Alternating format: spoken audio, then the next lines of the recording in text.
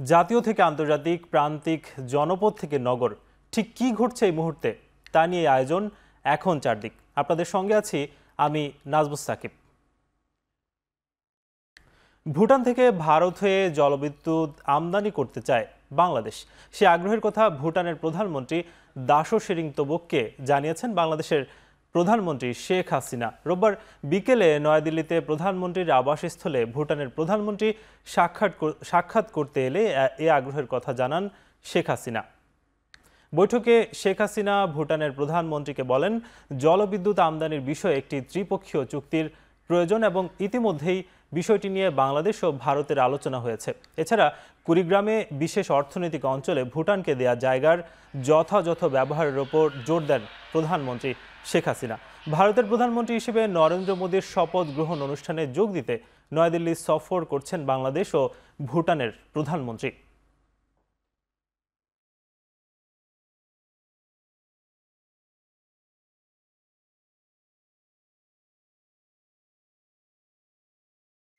দুর্নীতির বিচার করার সৎ সাহস আওয়ামী লীগের আছে, তাই দুর্নীতি করে কেউ রেহাই পাবে না বলে মন্তব্য করেছেন আওয়ামী লীগের সাধারণ সম্পাদক ওবায়দুল কাদের।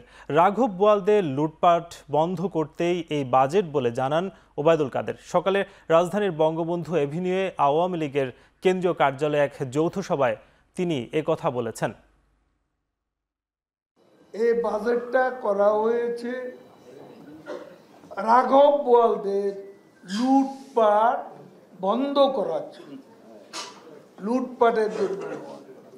এই যে বিএনপি যে লুটপাটের রাজত্ব সৃষ্টি করেছে এবং দেশকে ধ্বংসের দ্বার প্রান্তে নিয়ে গিয়েছিল, অন্ধকার গব্য থেকে শেখ হাসিনা এই দেশকে উদ্ধার করেছে। লুটপাট করার জন্য লুটপাট আমরা বন্ধ করেছি। দু একটা বিচ্ছিন্ন ঘটনা ঘটছে, তাদের বিচার করার সৎসাহস বিএনপি ছিল না, শেখ হাসিনার আছে। সেই সৎসাহস আমাদের আছে। দেশে প্রতিনিয়ত ধনী গরিবের বৈষম্য বাড়ছে অভিযোগ করে বিএনপির মহাসচিব মির্জা ফখরুল ইসলাম আলমগীর বলছেন, দেনা শোধ করতেই বাজেটের বড় একটা অংশ চলে যাচ্ছে। রোববার বিকেলে গুলশানের বিএনপি চেয়ারপারসনের কার্যালয়ে 2024-25 অর্থ বছরের বাজেট নিয়ে আনুষ্ঠানিকতা প্রতিক্রিয়া জানান দলটি। দেশ আজ দেউলিয়াতে দ্বারপ্রান্তে উপনীত হয়েছে। এই বাজেট কল্পনার এক ফানুষ। এই বাজেট ফোকলা অর্থনীতির উপর দাঁড়িয়ে আছে। বাজেট প্রণয়নের জন্য যে সম্পদ প্রয়োজন সেটাই এই অলিগার্করা লুট করে নিয়েছে। ব্যাংকগুলো খালি, সরকারের আশ্রয়ে প্রশ্রয় অলিগার্করা ঋণ নিয়ে ব্যাংকগুলোকে শূন্য করে দিয়েছে। এই অর্থের সিংহভাগই বিদেশে পাচার হয়ে গেছে। এদিকে বাজেট বাস্তবায়নের বেশি সময় ব্যয় না করতে অর্থমন্ত্রী এবং মন্ত্রণালয়গুলোর প্রতি আহ্বান জানিয়েছেন কয়েকজন সংসদ সদস্য। বাজেট অধিবেশনে জামালপুর 5-এর সংসদ সদস্য আবুল কালাম আজাদ বিশ্ববাজারে জ্বালানি ও আমদানি পণ্যের দাম বৃদ্ধি রিজার্ভ সংকটের কারণ বলে উল্লেখ করেছেন। এছাড়া ঝিনাইদহ 2 আসনের সংসদ সদস্য নাসের শাহরিয়ার জাহেদি ব্যাংক খাত থেকে ঘাটতি বাজেট পূরণে সেবা এবং শিল্প খাতে বিনিয়োগ হ্রাস পাবে বলে উদ্বেগ প্রকাশ করেছেন। ইউরোপে তাদের গ্যাসের সরবরাহ কমিয়ে দিয়েছে গ্যাসপ্রম। ইউরোপিয়ান দেশগুলো খোলা বাজার থেকে গ্যাস কিনতে শুরু করলো। পাশাপাশি ওপেক তাদের উৎপাদনও কমিয়ে দিল, যাতে করে অধিক মূল্যে তেল বিক্রি করা যায়। যেটি একসময় $70 থেকে $80 প্রতি ব্যারেলে ছিল, সেটা $160 পর্যন্ত উঠে গেছে।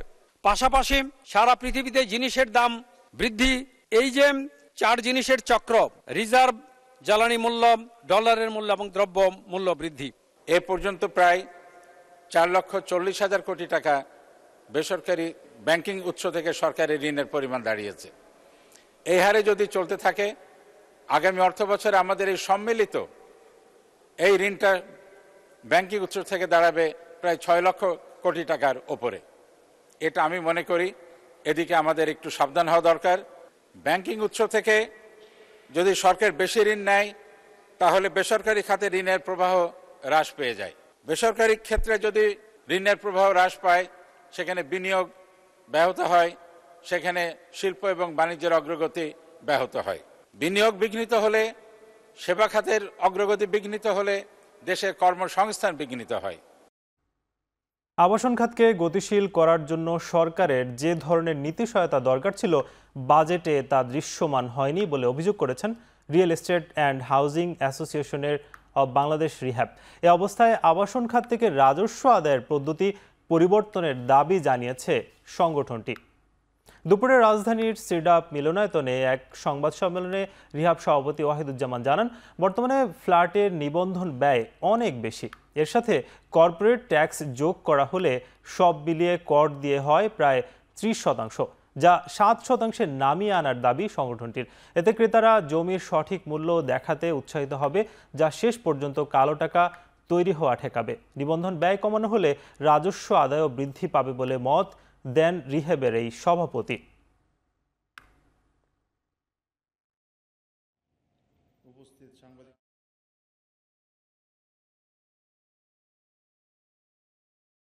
আমরা রিয়েল এস্টেট খাত থেকে রাজস্ব আদায়ের পদ্ধতি পরিবর্তন করার অনুরোধ করব।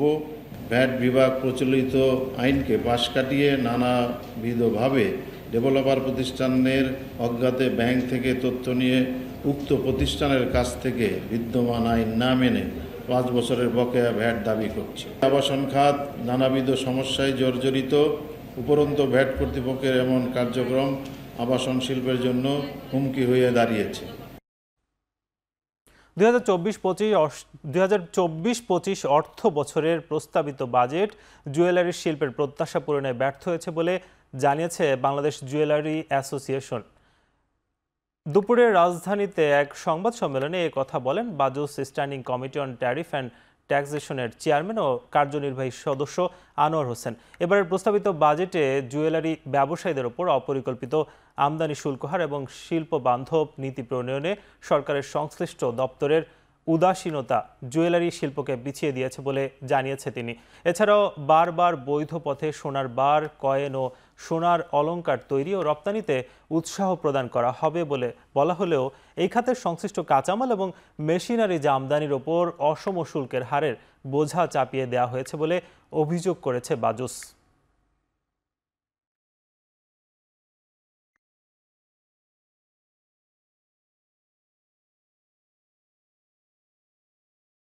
উপজেলা নির্বাচনে রাজনৈতিকভাবে ব্যাপক অংশগ্রহণ না থাকার কারণেই ভোটার উপস্থিতি কম হয়েছে বলে মন্তব্য করেছেন প্রধান নির্বাচন কমিশনার কাজী হাবিবুল আউয়াল। তিনি বলেন, ভোটারকে কেন্দ্রে আনা প্রার্থীদের ইসির বিবেচ্য হল শান্তিপূর্ণ ভোট আয়োজন করা। সার্বিক বিশ্লেষণে নির্বাচন ভালো হয়েছে, রাজনৈতিক সদিচ্ছা ইতিবাচক ছিল। রোববার পঞ্চম ধাপে 19টি উপজেলার ভোট গ্রহণ অনুষ্ঠিত হয়েছে। সব মিলিয়ে 5 ধাপে 469টি উপজেলার নির্বাচন সম্পন্ন হয়েছে। শেষ ধাপে ভোটার উপস্থিতি ছিল 43%। বিভিন্ন অনিয়মের ঘটনায় আটক করা হয়েছে 6 জনকে। ইসি সচিবালয়ে ভোট পরবর্তী ব্রিফিংয়ে সিইসি বলেছেন, সার্বিক বিশ্লেষণে নির্বাচন ভালো হয়েছে, রাজনৈতিক সদিচ্ছা ইতিবাচক ছিল, পুলিশ এবং প্রশাসন নিরপেক্ষ ভূমিকা পালন করছে বলেও মন্তব্য করেছেন প্রধান নির্বাচন কমিশনার। তবে ভোটার উপস্থিতি 60 থেকে 70% হলে নির্বাচন কমিশন আরও বেশি সন্তুষ্ট হতে বলে মত দিয়েছেন সিইসি।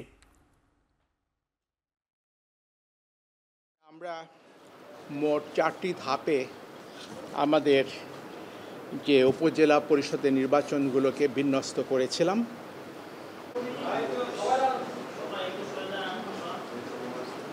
শুনে আমার মনে হয় আবার আমার প্রিয় সহকর্মীদেরও মনে হচ্ছে নির্বাচনটা আজকে মোটামুটি শান্তিপূর্ণ হয়েছে এবং প্রশাসন পুলিশের যে ভূমিকা আমাদের সেটা অত্যন্ত প্রশংসনীয়। তারা আমাদের যে নির্দেশনা পরামর্শ এগুলোকে কঠোরভাবে তারা প্রতিপালন করেছেন এবং রাজনৈতিক যে সদিচ্ছাটাও ছিল খুব স্পষ্ট এবং ইতিবাচক। দুদকের তলবে হাজির না হয়ে আইনজীবীর মাধ্যমে সময় চেয়েছেন পুলিশের সাবেক আইজিপি বেনজির আহমেদের স্ত্রী ও তার 3 সন্তান। এর আগে তার স্ত্রী জিসান সহ 3 মেয়েকে তলব করে নোটিশ দেয় দুদক। তবে 6 জুন বেনজির আহমেদ হাজির না হয়ে আইনজীবীর মাধ্যমে সময় আবেদন করেছেন। রোববার তার স্ত্রী ও 3 কন্যার হাজির হওয়ার কথা ছিল। তারা হাজির না হয়ে আইনজীবীর মাধ্যমে দুদকে হাজির হতে সময় আবেদন করেছেন। বেনজিরের স্ত্রী সহ গা ঢাকা দিয়েছেন। বেনজির তার পরিবারের সদস্যদের বিরুদ্ধে অবৈধ সম্পদ, অর্থ পাচারের অভিযোগ তদন্ত করছে দুদক।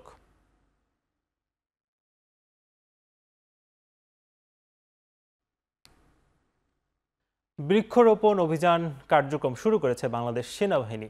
সব সেনানিবাস, প্রশিক্ষণ এলাকা, ফায়ারিং রেঞ্জ এলাকা, ডিওএইচএস এলাকা এবং জলশিরি আবাসন প্রকল্প এলাকায় ফলজ, বনজ এবং ঔষধি গাছসহ সৌন্দর্যবর্ধক গাছের চারা রোপণ করা হবে, যা আগামী 5 সেপ্টেম্বর পর্যন্ত চলমান থাকবে। রোববার ঢাকা সেনানিবাসে শহীদ মইনুল রোড এলাকায় বকুল চারা রোপণের মাধ্যমে ঢাকাসহ দেশের সব সেনানিবাস ও ডিওএইচ এলাকা এবং জলশিরি আবাসন প্রকল্প এলাকায় বৃক্ষরোপণ অভিযান উদ্বোধন করেন সেনাবাহিনীর প্রধান জেনারেল এসএম শফিউদ্দিন আহমেদ। অনুষ্ঠানে সেনা সদর ও ঢাকা অঞ্চলের ঊর্ধ্বতন সেনা কর্মকর্তা, জেসিও ও অন্যান্য পদবীর সেনা সদস্যবৃন্দ এবং গণমাধ্যম ব্যক্তিবর্গ উপস্থিত ছিলেন। বাংলাদেশ সেনাবাহিনীতে আমরা বৃক্ষরোপণের এই অভিযান আজকে শুরু করছি, বাট আমরা কখনো এটা বলবো না যে এত তারিখে এটা শেষ হয়ে যাবে। সারা বছর আনুষ্ঠানিকতা থাকবে না, কিন্তু সারা বছরই আমরা বিভিন্ন জায়গায় গাছ লাগাতে থাকব। মেডিকেল যন্ত্রপাতি সেটাই কেনা হবে যা পরিচালনায় জনবল রয়েছে, বলেছেন স্বাস্থ্যমন্ত্রী ডাক্তার সামন্ত লাল সেন। দুপুরে সচিবালয়ে গণমাধ্যমে কেন্দ্রের সচিবালয় রিপোর্টার্স ফোরামের সংলাপে মন্ত্রী এমনটা বলেছেন। ব্যাপারে আমার একটা প্রিন্সিপাল, আমরা যেটা ঠিক করেছি, আমি যন্ত্রপাতি সেগুলোই কিনবো যেগুলা চালানোর মতো লোক আছে, রেডিওগ্রাফার আছে। আমাকে একজন প্রশ্ন করলো কোন জায়গায় ডিজিটাল এক্সরে মেশিন গেছে কিন্তু চালানোর কোনো লোক নাই। এই ধরনের পদক্ষেপ আমি নিব না। আমি যদি দরকার হয় আমি আগে দেখব যে ওই যেখানে কেনার আমার কাছে ডিমান্ড আসবে ওই হাসপাতালে ওই যন্ত্র চালানোর মতো কোনো লোক আছে কিনা, যদি থাকে তাহলে আমি কিনবো, নাহলে আমি কিনবো না। শুধু কয়েকটি সেবার ওপর নয়, কর অব্যাহতি দিতে হবে তথ্য প্রযুক্তি খাতের সব সেবার ওপর। 2024-25 অর্থ বছরের প্রস্তাবিত জাতীয় বাজেট নিয়ে এমন মন্তব্য করেছেন প্রযুক্তি ব্যবসায়ী নেতারা। প্রস্তাবিত বাজেট পরবর্তী সংবাদ সম্মেলনে প্রযুক্তি ব্যবসায়ীদের শীর্ষ সংগঠনের পক্ষ থেকে কিছু সেবায় 3 বছরের জন্য কর অব্যাহতি দেয়ায় সরকারের প্রতি কৃতজ্ঞতা প্রকাশ করা হয়েছে। দেশের ক্লাউড সার্ভিস ও ওয়েব হোস্টিং বাজার বৃদ্ধির পথে জানিয়ে ব্যাসিস সভাপতি রাসেল টি আহমেদ এই খাতগুলোকে শুল্কমুক্ত করার আহ্বান জানান। ইন্টারনেট সেবাদাতাদের পক্ষ থেকে বলা হয়েছে, আইএসপি প্রতিষ্ঠানগুলোর ওপর 10% এবং কয়েকটি যন্ত্রাংশের ওপর বর্তমানে 37% আরোপিত ভ্যাট ও শুল্ক এবং তথ্য প্রযুক্তি খাতে ব্যবহৃত সকল সামগ্রীর ওপর শুল্ক না কমায় ইন্টারনেট সেবার প্রসার এবং ডিজিটাল বাংলাদেশ গড়ার বিষয়টি বাধাগ্রস্ত হবে। অন্যদিকে মোবাইলের সিম কার্ড ব্যবহারের মাধ্যমে প্রদত্ত সেবায় সম্পূরক শুল্ক 5% বৃদ্ধির প্রস্তাব করায় মোবাইল ইন্টারনেট সেবায় ব্যয় বাড়বে বলে মনে করেন আউটসোর্সিং সেবা খাতের ব্যবসায়ীরা।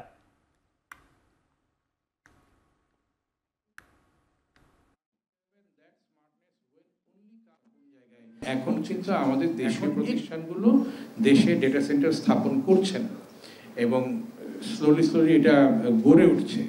তো তার মানেটা হচ্ছে যদি এই বিদেশি মুদ্রাকে সেভ করতে হয় এবং বাংলাদেশের তথ্যকে যদি বাংলাদেশে রাখতে হয়, তাহলে লোকাল কোম্পানি, দেশীয় প্রতিষ্ঠান যারা ওয়েব হোস্টিং সার্ভিস দিচ্ছে তাদেরকে আসলে এক্সামশনের আওতায় রাখাটা জরুরি।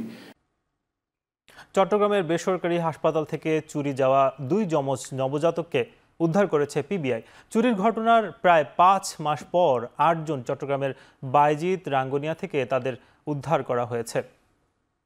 পিবিআইয়ের পক্ষ থেকে জানানো হয়েছে, গেল জানুয়ারিতে একটি বেসরকারি হাসপাতালের যমজ সন্তান জন্ম দেন মুন্নি আক্তার। পরে তার স্বামীর সহায়তায় 3 নারী 2 নবজাতককে পাঁচলাইশ থানার পলি হাসপাতাল থেকে চুরি করে। পরবর্তীতে ছেলে নবজাতককে 3 লাখ ও মেয়ে নবজাতককে 1 লাখ টাকার বিনিময়ে 2 পরিবারের কাছে দত্তক দেওয়া হয়। এ ঘটনায় মা মুন্নি আক্তারের মামলার ভিত্তিতে চট্টগ্রামের বাইজিৎ ও রাঙ্গুনিয়ার থেকে তাদের উদ্ধার করে পিবিআই। উদ্ধার হওয়া 2 শিশু বর্তমানে পিবিআইয়ের হেফাজতে আছে।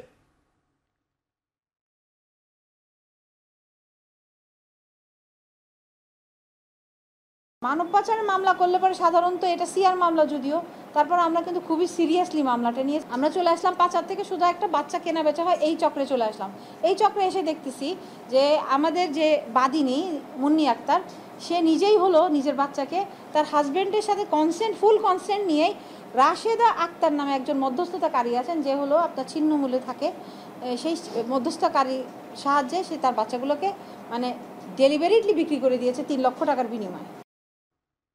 পবিত্র ঈদুল আজহাকে সামনে রেখে চট্টগ্রামে জমে উঠেছে পশুর হাট, চলছে জমজমাট বেচা কেনা। চট্টগ্রামের সিটি কর্পোরেশন ব্যবস্থাপনায় এবার স্থায়ী অস্থায়ী 10টি হাটে পশু বেচাকেনা চলছে। দেশের বিভিন্ন জেলা থেকে পশু নিয়ে হাটে আসতে শুরু করেছে ব্যাপারীরা। ক্রেতারা বলছেন এবার গরুর দাম গত বছরের চাইতে অনেক বেশি, আর বিক্রেতারা জানান গোখাদ্য সহ সব কিছুর দাম বাড়ায় 15 থেকে 20% বেড়েছে পশুর দাম। সব জিনিসের দাম বেশি, তো কমে পাবো কয়। আশা করি সম্ভবত তার সামনে জমবে হাটটা ভালো, তবে প্রাইস গতবারের তুলনায় এবার একটু বেশি। গরুর দাম বেশি বলতেছে, আসলে গতবারকার থেকে এবারকে আরো বেশি বলতেছে। এখনো গরু আসে নাই সেজন্য নাই কম, সেজন্য বুঝতেছি না। এদিকে ঈদ ঘিরে নতুন রূপে সেজেছে নরসিংদীর শপিং মলগুলো। তবে অন্যান্য বছর কিংবা রমজানের ঈদের তুলনায় এই ঈদে ক্রেতার উপস্থিতি অনেকটাই কম, ফলে অলস সময় কাটাচ্ছেন বিক্রেতারা। বিপণী বিতানগুলোতে শোভা পাচ্ছে শাড়ি, পাঞ্জাবি, থ্রি পিস সহ বিভিন্ন বাহারি পণ্য। কিন্তু ক্রেতা সংকটে এসব শপিং মল, এসব বিপণী বিতান ব্যবসায়ীরা বলছেন আরও 3 থেকে 4 দিন পর বেচা কেনা কিছুটা বাড়বে। তবে ক্রেতারা বলছেন গেল ঈদুল ফিতরের তুলনায় এই ঈদে আরও বেড়েছে পোশাকের দাম। তাদের দাবি নতুন করে দাম বেড়েছে 5%।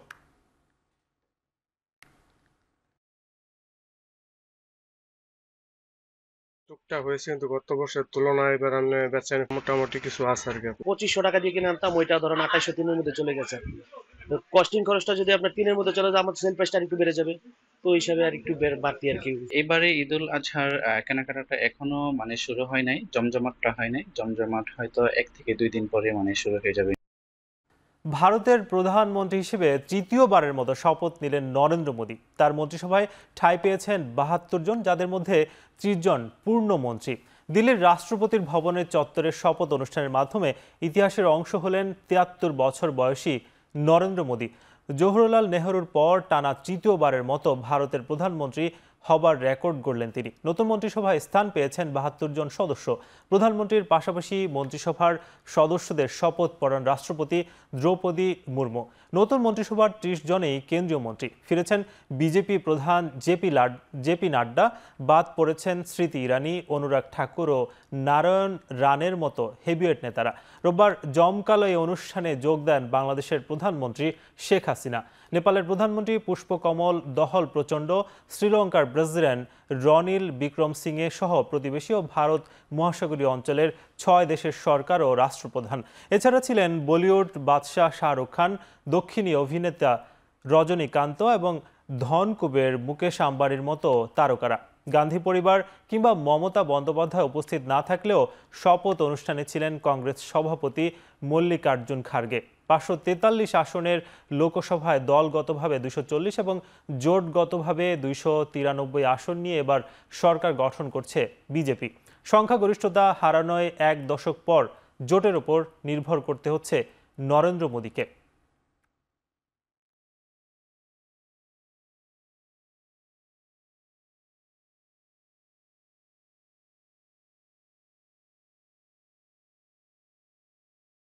এদিকে সরকার গঠনের আগেই সংখ্যালঘু মুসলিমদের জন্য কোটা রাখার ইস্যুতে বিজেপির সঙ্গে বিতর্কে জড়িয়েছেন জোটের অন্যতম অংশীদার তেলেগু দেশম পার্টি। খোদ নরেন্দ্র মোদী সহ বিজেপির শীর্ষ অনেক নেতাই বিভিন্ন নির্বাচনী জনসভায় বারবার মুসলিম কোটা বাতিলের কথা বলেছেন। বিজেপির নেতৃত্বাধীন এনডিএ জোট সরকারের যোগ দেওয়ার পর তেলেগু দেশম পার্টি জানিয়েছে অন্ধ্রপ্রদেশে সংখ্যালঘু মুসলিমদের জন্য 4% কোটা বহাল থাকবে। দলের সাধারণ সম্পাদক চন্দ্রবাবু নাইডুর ছেলে নারা লোকেশ জানান, রাজ্যের সুবিধাবঞ্চিত সম্প্রদায়ের অধিকার রক্ষার আওতায় মুসলিমদের জন্য কোটা ব্যবস্থার পক্ষে তার দল। 1 দশক পর সংখ্যাগরিষ্ঠতা অর্জনে ব্যর্থ হওয়ায় তেলেগু দেশম, জনতা দল সহ বিভিন্ন দলের সাথে দর কষাকষি করেই পার্লামেন্টে যেতে হচ্ছে ক্ষমতাসীন বিজেপিকে। কিন্তু এর আগেই আলোচনায় জোটের অভ্যন্তরীণ বিরোধ।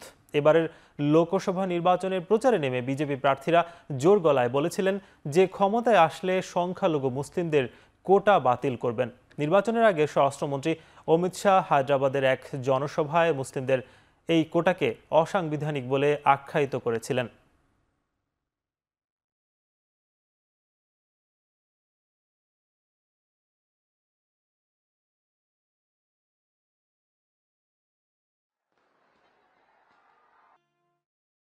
এবার জানতে চাই একটু আন্তর্জাতিক খবরগুলো। একই সঙ্গে দুই দাবিতে বিক্ষোভে উত্তাল তেল আবিব। এর মধ্যে একটি ইসরায়েলের নেতানিয়াহু সরকারের বিরুদ্ধে এবং অন্যটি গাজায় হামাসের হাতে জিম্মিদের দ্রুত মুক্তির দাবিতে। হাজার হাজার বিক্ষোভকারী শহরের রাস্তা অবরোধ করে বিক্ষোভ করায় তাদের দমানোর চেষ্টা করে পুলিশ। আটকও করা হয়েছে অনেককে। পরিস্থিতি নিয়ন্ত্রণে বিক্ষোভকারীদের ওপর ব্যবহার করা হয়েছে জল কামান। শনিবার হামাসের হাতে আটক 4 জিম্মিকে উদ্ধার করার কয়েক ঘন্টা পর বিক্ষোভের উত্তাপ বাড়ে। তারা মনে করছেন এভাবে উদ্ধার করা হলে বাকি জিম্মিদের জীবন বিপন্ন হওয়ার শঙ্কাও থাকে।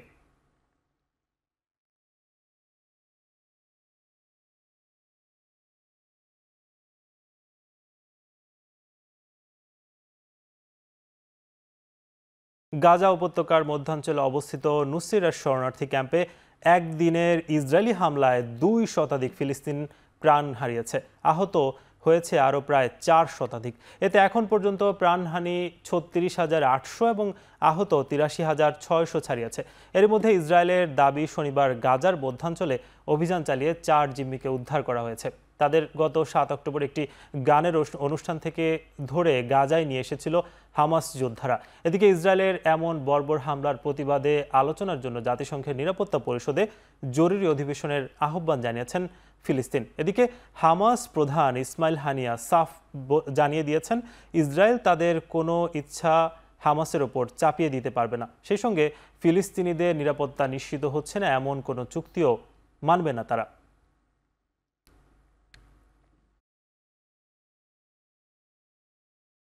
রাশিয়ার বিরুদ্ধে প্রতিরোধ গড়ে তুলতে ইউক্রেনের সব ধরনের সহায়তা দেবে যুক্তরাষ্ট্র এবং ফ্রান্স। গেল শনিবার ফ্রান্সের প্যারিসে যৌথ সংবাদ সম্মেলনে কিয়েভের প্রতি সমর্থন অব্যাহত রাখার ঘোষণা দেন দুই দেশের এই প্রেসিডেন্ট। সাংবাদিকদের উদ্দেশ্যে মার্কিন প্রেসিডেন্ট বাইডেন বলেছেন, ভ্লাদিমির পুতিন কোনো অবস্থাতেই ইউক্রেনের আগ্রাসন বন্ধ করবেন না। ইউরোপের শান্তি প্রতিষ্ঠায় যুক্তরাষ্ট্রের ভূমিকার প্রশংসা করেন ফরাসি প্রেসিডেন্ট এমানুয়েল ম্যাক্রো। এদিকে ইউক্রেনের উত্তরাঞ্চলে সেনাবাহিনীর ঘাঁটির দিকেও আরও অগ্রসর হচ্ছে রুশ সেনারা। তবে রাশিয়ার এই চলমান অভিযান প্রতিহত করা হচ্ছে এমন দাবি ইউক্রেনীয় সেনাদের। ইউক্রেনের 6টি স্থল অভিযান রুখে দেওয়ার পাশাপাশি 5টি বেসামরিক নৌযানে সফল হামলা চালায় রুশ সেনারা। অন্যদিকে রাশিয়ার উপর পশ্চিমাদের নিষেধাজ্ঞায় সাপে বর হয়েছে বলে মন্তব্য করেছেন ভ্লাদিমির পুতিন। ডলার বা ইউরোর বদলে দেশটির বাণিজ্য খাতে 40% লেনদেনে রুবল ব্যবহৃত হচ্ছে।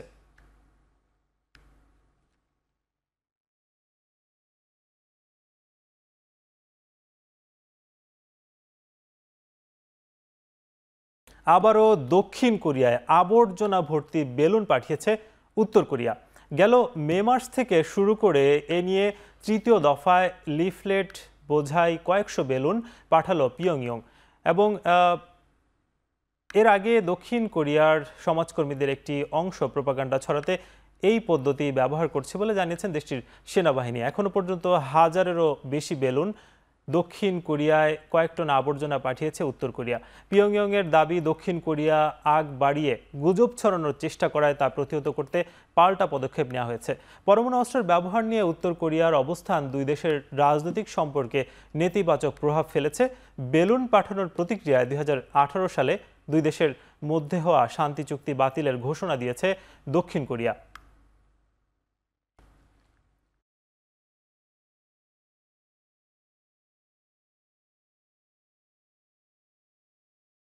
শেষ করছি এখন চারদিক। এখন টেলিভিশন ওয়েবসাইটে দেখতে ভিজিট করুন www.ekhon.tv। এছাড়া এখন টেলিভিশন ফেসবুকেও দেখা যাচ্ছে, ভিজিট করুন facebook.com/tv.ekhon। এছাড়া ইউটিউবে দেখতে ভিজিট করুন www.youtube.com/c/ekhon tv।